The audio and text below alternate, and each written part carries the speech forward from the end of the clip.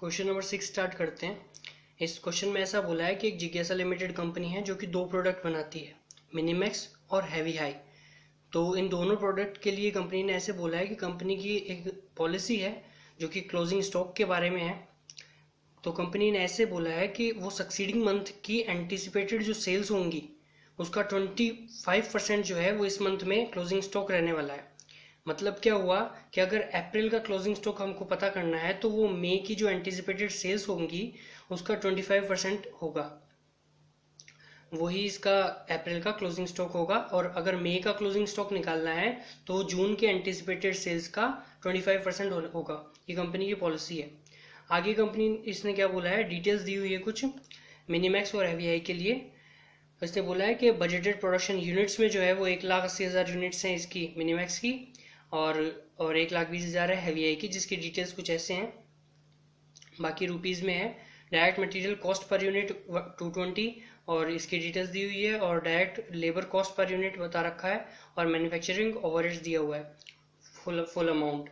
ये 4,01,80,000 यूनिट्स के लिए है और ये 5,01,20,000 यूनिट्स के लिए, ये डिटेल्स इसके लिए दी हुई है। और आगे इसने कुछ ऐसे बता दिया कि anticipated units to be sold, ये इसके एंटिसिपेटेड यूनिट्स बता दी इसने जो कि ये सेल करने वाला है। और prepare production budget, first quarter के लिए प्रोडक्शन बजट बनाना है हमें।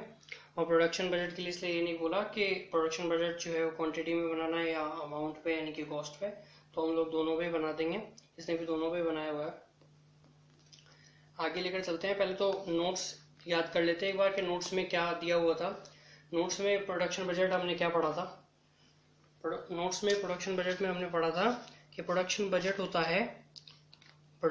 होता है सेल्स में क्लोजिंग स्टॉक को ऐड कर देते हैं और लेस कर देते हैं ओपनिंग स्टॉक को। मतलब कि जो सेल की है हमने वो प्रोडक्शन हमने किया है, क्लोजिंग स्टॉक जो बचा है वो भी हमने प्रोडक्शन किया है, लेकिन ओपनिंग स्टॉक जो है उसका प्रोडक्शन अभी नहीं हुआ तो उसको लेस कर देंगे। ठीक है, तो ये होता है प्रोडक्शन बजट। नोट्स के हिसाब से हमने ये पढ़ा था। अब इस क्वेश्चन को सॉल्व करते हैं, मतलब आगे सॉल्यूशन देखते हैं इसका। इसने क्या किया हुआ है, इसने सॉल्यूशन में ये किया हुआ है कि इसने सबसे पहले तो यूनिट्स में बनाया है। यूनिट्स में इसने कैसे बनाया है, अपने फॉर्मूला के हिसाब से ही। सबसे पहले इसने सेल्स लिख दी, एंटिसिपेटेड सेल्स जो इनकी मंथ के लिए दी हुई थी, मिनीमैक्स की और हैवी आई की, जो एचएच की, इन दोनों की इन हर महीने के लिए लिख दी। मई अप्रैल के लिए, मई के लिए, जून के लिए, पहला क्वार्टर पूछा है ना इसने। तो यहाँ पे डिटेल्स में हमें दिया हुआ था कि एमएम के लिए और एचएच के लिए ये एंटिसिपेटेड सेल्स हैं। तो इसने ऐसे कैसे लिख दिया, 8, 6, 10, 8, 12, 9। यहाँ पे देख लेते हैं, 8, 6, 10, 8, 12, 9, इसने ऐसे करके लिख दिया इनको। और इसने एक कॉलम बनाया है टोटल का। ये कॉलम बनाना बहुत ज़रूरी है। अगर टोटल का कॉलम नहीं बनाया तो हम लोग क्या बोलते हैं, प्रोडक्शन कॉस्ट बजट जो है, कॉस्ट के ऊपर इसको बना नहीं पाएंगे, डेटा नहीं मिल पाएगा। इसलिए टोटल का कॉलम बनाना ज़रूरी है इसमें। तो सेल्स इसने ऐसे लिख दी। इसने ऐड कर दिया क्लोजिंग स्टॉक। क्लोजिंग स्टॉक के लिए इसने हमें क्वेश्चन में एक लाइन दी हुई थी जिस लाइन में इसने ऐसे बोला है कि क्लोजिंग स्टॉक क्या होगा, 25% होगा सक्सीडिंग मंथ की एंटिसिपेटेड सेल्स का। तो वही चीज़ इसने यहाँ पे यूज़ की है। इसने यहाँ पे क्लोजिंग स्टॉक इसने ऐड कर दिया क्योंकि जो सेल्स की और जो क्लोजिंग स्टॉक है उसका प्रोडक्शन हुआ है। तो क्लोजिंग स्टॉक 25% होगा नेक्स्ट मंथ की सेल का। एमएम के लिए नेक्स्ट मंथ की एमएम का लेंगे हम लोग, क्योंकि इसमें एमएम का 10,000 जो है दिया हुआ है एंटिसिपेटेड सेल्स, इसका 25% निकाल लेंगे। तो 10,000 का 25% होता है 2,500, तो उसको ऐड कर दिया। और जो ओपनिंग स्टॉक जो होगा वो इसी मंथ की सेल्स का 25% होगा, क्योंकि इस क्वेश्चन की लाइन ने ऐसा खुद बोला था कि पिछले महीने की मतलब अप्रैल से पहले मार्च था, मार्च का जो क्लोजिंग स्टॉक होने वाला था वही अप्रैल का ओपनिंग स्टॉक होता। मार्च का जो क्लोजिंग स्टॉक था वही अप्रैल का ओपनिंग स्टॉक होगा। तो मार्च का क्लोजिंग स्टॉक क्या होता क्वेश्चन की लाइन के अकॉर्डिंग, क्वेश्चन की लाइन ने ऐसा बोला कि नेक्स्ट मंथ की हम जो एंटिसिपेटेड सेल्स होंगी उसका 25% जो है वो इस मंथ का क्लोजिंग स्टॉक होगा। तो नेक्स्ट मंथ मार्च के लिए अप्रैल था, तो 8,000 अप्रैल की एंटिसिपेटेड सेल्स हैं, तो इसका अगर 25% निकालेंगे तो 2,000 यूनिट जो है वो मार्च का क्लोजिंग स्टॉक होता। तो मार्च का क्लोजिंग स्टॉक ही अप्रैल का ओपनिंग स्टॉक होता है। इसलिए वो हमने 8000 का 25% करके 2000 ओपनिंग स्टॉक ले लिया और उसको लेस कर देंगे क्योंकि इसका प्रोडक्शन बजट में नहीं आएगा क्योंकि ओपनिंग है पिछले बार का है। तो इसको लेस कर देंगे तो फिर प्रोडक्शन की यूनिट्स आ जाएगी। और ऐसा ही हम एच के लिए करेंगे।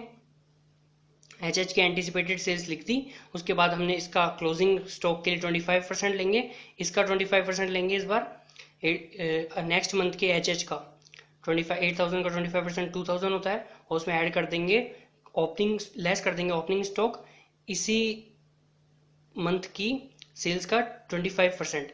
तो ये इसका ओपनिंग स्टॉक हो जाएगा। और ऐसे ही आगे इन सबको करना है। और उसके बाद में जो टोटल है ये कॉलम ज़रूर बनाना है, इन सब का टोटल, पहले एमएम का टोटल लेकर यहाँ पे, एच का टोटल लेकर यहाँ पे, और फिर इन सबको ऐड कर देंगे तो ये हमारे पास आ जाएगी। आया क्या, टोटल प्रोडक्शन यूनिट्स आ गई।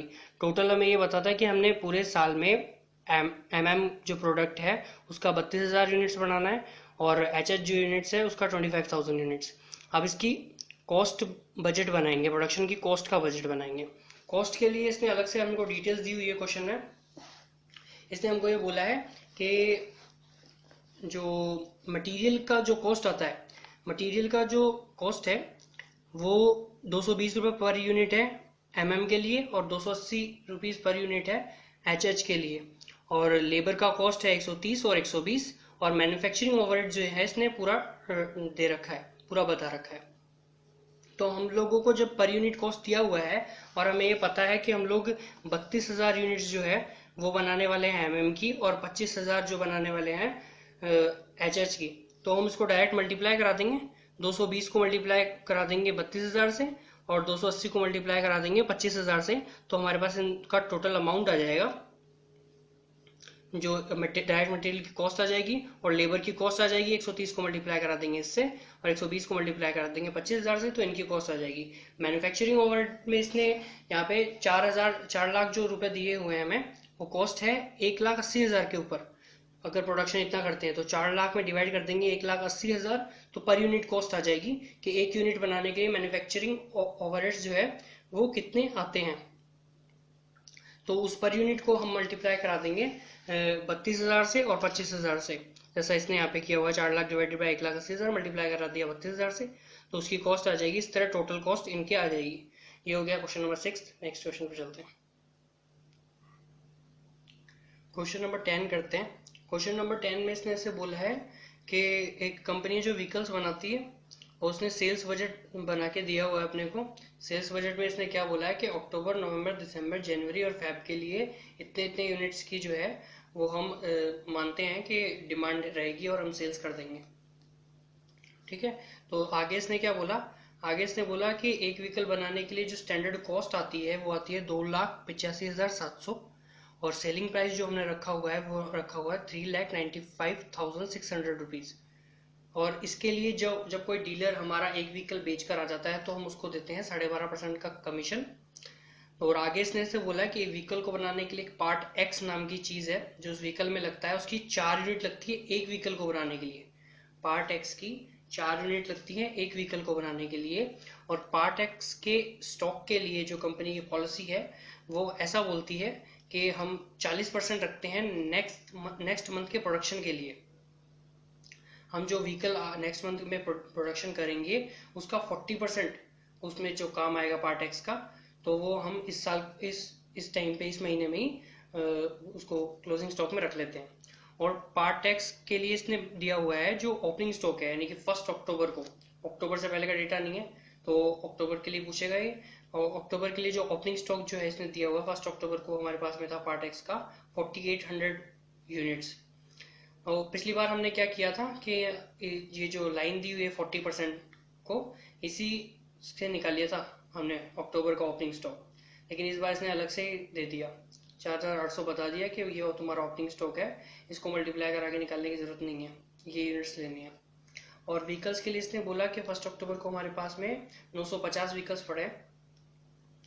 और जो है कंपनी की पॉलिसी कुछ ऐसा बोलती है स्टॉक रखने के लिए कि 20% स्टॉक रखते हैं अगले मंथ की सेल्स का। सेल्स ये जो यहाँ पे इसने हमें दिया था, अगले मंथ की सेल्स का 20% हम लोग रखेंगे। और इसने मांगा क्या क्या है, ये इसने बोला है कि प्रोडक्शन बजट बनाओ, इसके लिए बनाना है, हमें बनाना है व्हीकल्स के लिए पहले। फिर दूसरी लाइन में पूछा है पार्ट एक्स के लिए प्रोडक्ट परचेज बजट, और फिर बनाना है बजटेड ग्रॉस प्रॉफिट। तीन चीजें पूछ ली, प्रोडक्शन बजट व्हीकल्स के लिए, टोटल फिनिश गुड्स के लिए, और परचेज बजट बनाना है पार्ट एक्स जो उस व्हीकल्स में लगेगा, और बजटेड ग्रॉस प्रॉफिट निकालना है फिर लास्ट में अक्टूबर से लेकर दिसंबर तक का, यानी कि एक क्वार्टर का। तो ये था क्वेश्चन। अब इसका सॉल्यूशन देख लेते हैं। सॉल्यूशन में क्या करना है कि हमें प्रोडक्शन बजट बनाने के लिए सिंपल सी बात है, हम सेल्स और क्लोजिंग स्टॉक मानते हैं प्रोडक्शन का पार्ट, और ओपनिंग स्टॉक हम मानते हैं इस बार इसका प्रोडक्शन का पार्ट नहीं है, तो उसको हम लेस कर देते हैं। तो इसने सेल्स को बोल दिया डिमांड, क्योंकि इसने सेल्स हम उठाने वाले हैं कहाँ से, जो इसने सेल्स बजट क्वेश्चन में दिया है हमें यहाँ से। तो 4000, 3500, 4500 और 6000 हम 4 महीनों की जो इसने मांगा है, यहाँ पे बोला है अक्टूबर, नवंबर, दिसंबर, जनवरी के लिए आपको बनाना है प्रोडक्शन बजट। तो हम इनकी यूनिट्स उठा लेंगे वहां से, 4000, 3500, 4500 और 6000। अब जो हमारा क्लोजिंग स्टॉक है उसके लिए इसने बोला है कि हम 20% रखते हैं नेक्स्ट मंथ की डिमांड का, मतलब नेक्स्ट मंथ की सेल्स का। कहाँ पे बोला है इसने, यहीं पे बोला है 20% नेक्स्ट मंथ की सेल्स का जो है हम व्हीकल्स का क्लोजिंग स्टॉक रखते हैं, ये कंपनी की पॉलिसी है। तो नेक्स्ट मंथ की सेल्स का 20%, 3500 का 20%, 4500 का 20% आ जाएगा 900, और 6000 का 20% आ जाएगा 1200। और इसके लिए हम यहीं से आगे का डेटा देख लेते हैं जनवरी के बाद क्या है। तो 6500 का 20% ले लेंगे इसका क्लोजिंग स्टॉक को ऐड कर देंगे और लेस कर देंगे ओपनिंग स्टॉक को। ओपनिंग स्टॉक क्या आएगा, ये जो 950 यूनिट्स है ये हमने इसने क्वेश्चन में दी हुई है, इसे बोला कि 1 अक्टूबर को 950 यूनिट्स हमारे पास में पड़ी थी, तो इसको हम ऐसे कैसे लिख देंगे और लेस कर देंगे। और आगे के लिए जो अक्टूबर का क्लोजिंग स्टॉक होगा, नवंबर का ओपनिंग स्टॉक होगा, उसको लेस कर देंगे। नवंबर का क्लोजिंग स्टॉक जो होगा वो दिसंबर का ओपनिंग स्टॉक होगा, यहाँ से उठा लेंगे। और दिसंबर का जो क्लोजिंग स्टॉक है वो जनवरी का ओपनिंग स्टॉक होगा, उसको लेस कर देंगे और आ जाएगा हमारे पास, क्या आ जाएगा, व्हीकल्स टू बी प्रोड्यूस्ड। ये हमारा प्रोडक्शन आ गया अक्टूबर के लिए, नवंबर के लिए, दिसंबर और जनवरी के लिए। जनवरी का भी डेटा है हमारे पास में। अब इसने नेक्स्ट क्वेश्चन में आगे क्या पूछ लिया, इसने पूछा है कि ये जो परचेज बजट बनाना है हमें पार्ट एक्स के लिए अक्टूबर, नवंबर और दिसंबर मंथ के लिए, सिर्फ 3 महीनों के लिए बनाना है हमें परचेज बजट। तो परचेज बजट के लिए क्वेश्चन में हमें ये बात पता है कि परचेज बजट जो पार्ट एक्स का है, इसने क्वेश्चन में बोला है कि 4 यूनिट लगती है पार्ट एक्स की एक व्हीकल को बनाने के लिए। एक व्हीकल को बनाने के लिए 4 यूनिट लगती है, तो प्रोडक्शन जितना होगा वो हम उसी के हिसाब से तो पार्ट एक्स लाएंगे ना, उसी के हिसाब से पार्ट एक्स परचेस करेंगे। तो हमारे पास प्रोडक्शन की यूनिट्स है, क्योंकि हमने बजट बनाया अभी प्रोडक्शन का बजट जो हमने बनाया था उसमें हमारे पास यूनिट्स आ गई थी कि हमारे पास में भाई 3750 जो है वो अक्टूबर के लिए, और नवंबर के लिए 3700, और दिसंबर के लिए 4800 यूनिट्स का हमको प्रोडक्शन करना है। तो जो प्रोडक्शन करना है उसको हम लिख देंगे सबसे पहले, और फिर पार्ट एक्स के लिए क्वेश्चन में लाइन दी हुई थी, उसने क्या बोला था कि हम 40% नेक्स्ट मंथ के प्रोडक्शन का पार्ट रखते हैं क्लोजिंग स्टॉक इसी मंथ में। तो नेक्स्ट मंथ के प्रोडक्शन का 40%, 3700 का 40% निकाल के ऐड कर दिया, क्लोजिंग स्टॉक ऐड कर देंगे, और जो 4800 का 40% निकाल देंगे यहाँ पे ऐड कर देंगे। और इस दिसंबर मंथ के लिए हमारे पास जनवरी का भी डेटा है, क्योंकि हमने जनवरी के लिए भी बनाया था प्रोडक्शन बजट। तो जनवरी में हम प्रोडक्शन कितना करने वाले हैं, 6100 का 40% हम इसी बार क्लोजिंग स्टॉक में रख लेंगे अभी। तो हमने 6100 का 40% क्लोजिंग स्टॉक में रख लिया, तो उसको ऐड कर देंगे। अब ये जो यूनिट्स आई ये व्हीकल्स की यूनिट्स हैं, और हमें पता है कि 4 यूनिट लगती है पार्ट एक्स की व्हीकल को बनाने के लिए, तो इसको 4 से मल्टीप्लाई कराना पड़ेगा इन सबको, क्योंकि हमें पार्ट एक्स का परचेज बजट बनाना है। और उसमें से लेस कर देंगे हम ओपनिंग स्टॉक में यहाँ पे पार्ट एक्स के लिए हमें क्वेश्चन ने बोल रखा था कि हम 1 अक्टूबर को 4800 यूनिट हमारे पास में पड़ी है, ये हम यहीं से उठा लेंगे सीधा, और 4800 यहाँ पे लिख के लेस कर दिया। अब नवंबर के ओपनिंग स्टॉक के लिए क्या करें, नवंबर के ओपनिंग स्टॉक के लिए अक्टूबर का क्लोजिंग स्टॉक निकाल लेते हैं, उठा लेते हैं। तो अक्टूबर का क्लोजिंग स्टॉक के लिए ये यूनिट थी 1480, तो 1480 को 4 से मल्टीप्लाई करा तो डायरेक्ट इसका आ गया, पार्ट एक्स की यूनिट्स आ गई। और दिसंबर के ओपनिंग स्टॉक के लिए हम नवंबर का क्लोजिंग स्टॉक उठा लेंगे, और नवंबर के क्लोजिंग स्टॉक की जो व्हीकल्स की यूनिट्स थी उसको 4 से मल्टीप्लाई करा देंगे तो हमारे पास में पार्ट एक्स की यूनिट्स आ जाएंगी। उसको लेस कर देंगे तो हमारे पास में कितनी पार्ट एक्स की यूनिट्स हमें परचेस करनी है वो आ जाएगी। अब इसके बाद में इसने पूछा है ग्रॉस प्रॉफिट। ग्रॉस प्रॉफिट हम लोग जानते हैं कि अगर हम सेल्स से जो हमारी रेवेन्यू हुई है उसमें से कॉस्ट को लेस कर देंगे तो हमारे पास में ग्रॉस प्रॉफिट आ जाएगा। अब इसने सेल्स की यूनिट्स तो इसने हमें बना के दिया है सेल्स बजट, तो 4000, 3500 और 4500 वहां से उठा लिए हमने क्वेश्चन में से 4000, 3500, 4500। और ये जो नेट सेलिंग प्राइस है इसने किया क्या, नेट सेलिंग प्राइस के लिए कुछ अलग से कर दिया। इसने बोला है क्वेश्चन में हमें बोला था कि नेट सेलिंग प्राइस जो है वो है 3,95,600 रुपीज, लेकिन हम एक डीलर को एक व्हीकल बेचने पर 12.5% का कमीशन भी देते हैं। तो इसने सेलिंग प्राइस का कमीशन देते हैं मतलब, तो सेलिंग प्राइस में से इसने कमीशन लेस कर दिया और मान लिया कि इतना तो डीलर अपने पास में पैसा रख लेगा, हमारे पास में जो पैसा आएगा वो आएगा 3,95,600 में से 12.5% लेस करने के बाद में। तो नेट सेलिंग प्राइस क्या आ गया, 3,95,600 माइनस 12.5% इसी का, तो आ जाएगा 3,46,150। तो ये नेट सेलिंग प्राइस हो गई। यूनिट्स हमारे पास 4000 थी, इसको इससे मल्टीप्लाई कराएंगे तो ये आएगा लैक्स में आएगा, इसने यहाँ पे शॉर्ट में लिख दिया लैक्स में आएगा। तो इसका भी ऐसे हुआ 3,46,150, 3,46,150। सेलिंग प्राइस तो सबके लिए सेम रहना है और सेल्स की यूनिट्स ने अलग अलग दी हुई है, इसको इससे मल्टीप्लाई करा के हम लिख देंगे सेल्स का रेवेन्यू। कॉस्ट के लिए क्या करेंगे, कॉस्ट के लिए क्वेश्चन में इसने डेटा दिया हुआ है। कॉस्ट के लिए इसने बोला था कि एक व्हीकल की स्टैंडर्ड कॉस्ट जो आती है वो आती है 2,85,700 रुपीज। तो हम 2,85,700 रुपीज को मल्टीप्लाई करा देंगे, ये 4000 से मल्टीप्लाई कराएंगे एक बार, 3500 से और 4500 से, और यहाँ पे लिखते जाएंगे, सिंपल सिंपल मल्टीप्लाई करा देंगे और यूनिट से मल्टीप्लाई करा के कॉस्ट पर यूनिट थी वो और यहाँ पे लिख देंगे। ये भी लैक्स में आएगा, इसने यहाँ पे शॉर्ट में लिखा है।